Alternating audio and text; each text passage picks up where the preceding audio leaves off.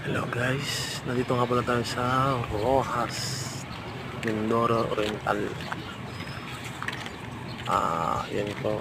Yan po yung mga sinasakyan namin madalas yan. Walang mga laman.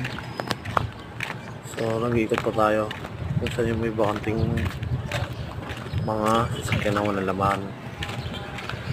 Kaya ako nag-iikot ako kung sino yung may mga walang laman dyan. Ginagawa namin kinakausap ko namin at arikalain namin papuntang Aklan, Nabas, sa Nabas Crossing kasi may tamaan sa kayo.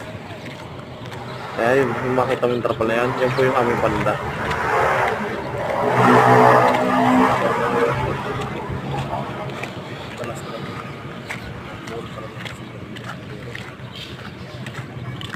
Napakainit pa yung ulan, yan ang problema dyan.